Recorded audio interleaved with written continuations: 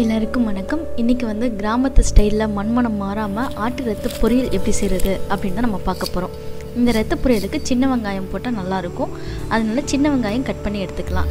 நான் ஒரு ஆட்டு ரத்தம் எடுத்திருக்கேன். ஒரு ஆட்டு ரத்தத்துக்கு ஒரு கையளவுக்கு சின்ன வெங்காயம் கட் பண்ணி எடுத்துக்கிறோம். அடுத்து வந்து ஒரு 2 பச்சை மிளகா வந்து காரத்துக்கு, வேறு எதுவுமே நம்ம பொடியெல்லாம் அதை சேர்க்க மாட்டோம். அப்புறம் தாளிப்புக்கு கொஞ்சோண்டு கருவேப்பிலை, தேங்காய் வந்து கொஞ்சம் துருவி எடுத்து வச்சுக்கலாம்.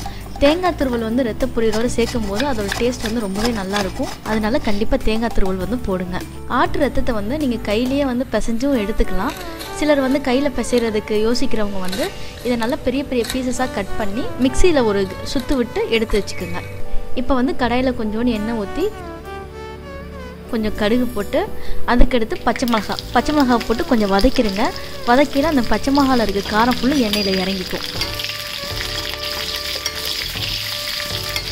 அப்போ கொஞ்சம் கருவேப்பிலை, நம்ம கட் பண்ணி வச்சுருக்க சின்ன வெங்காயம், இது எல்லாத்தையும் வந்து நல்லா வதக்கிக்கலாம். வெங்காயம் நல்லா வதங்கி அந்த கண்ணாடி பதம் வரணும். அந்த ஸ்டேஜ் வரைக்கும் வெங்காயத்தை நல்லா வதக்கிக்கோங்க. வெங்காயம் வதங்கி அந்த கண்ணாடி பதம் வந்துடுச்சு. இந்த ஸ்டேஜில் வந்து நம்ம கரைச்சி வச்சுருக்க அந்த ரத்தம் இருக்குல்ல, அதை இதோடு சேர்த்துக்கலாம். ஆட்டு ரத்தத்தை பொறுத்த வரைக்கும் உப்பு போட்டு தான் உரைய வச்சுருப்பாங்க.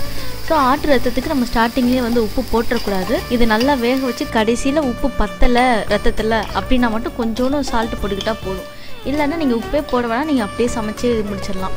இந்த ஆட்டு ரத்தத்தை இப்போ நம்ம ஊற்றினோடனே அதோட கலர்லாம் சேஞ்ச் ஆனோடனே தண்ணி நிறையா இருக்கும். இந்த தண்ணியெல்லாம் வற்றுற வரைக்கும் இதை நம்ம நல்லா கிண்டி தண்ணியெல்லாம் வற்ற விட்டுறணும்.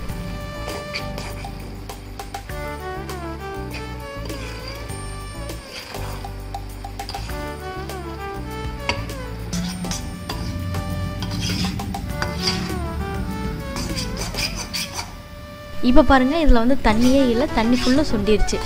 இந்த ஸ்டேஜில் வந்து நம்ம துருவி வச்சுருக்க தேங்காய் துருவலை வந்து இதோடு சேர்த்துக்கலாம். தேங்காய் துருவல் வந்து இந்த ஆட்டு ரத்தத்தோடு சேர்த்து செய்யல இதோட சுவை வந்து ரொம்பவே நல்லாயிருக்கும். வீட்டில் இருக்க சின்ன குழந்தைங்களாம் ரொம்ப விரும்பி சாப்பிடுவாங்க.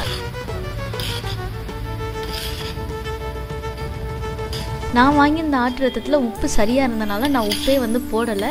உங்களுக்கு பத்தலை அப்படின்னா லாஸ்ட்டில் இறக்குறதுக்கு முன்னாடி கொஞ்சோண்டு சால்ட்டு தூவி அதையும் கிளறிட்டு அதுக்கப்புறம் ஸ்டவ் ஆஃப் பண்ணிக்கோங்க. நம்மளோட ஆட்டு ரத்த பொரியல் வந்து ரெடி ஆயிடுச்சு.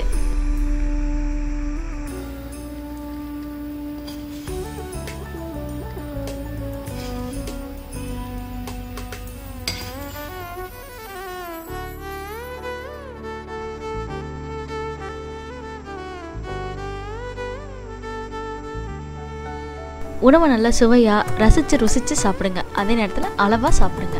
நன்றி.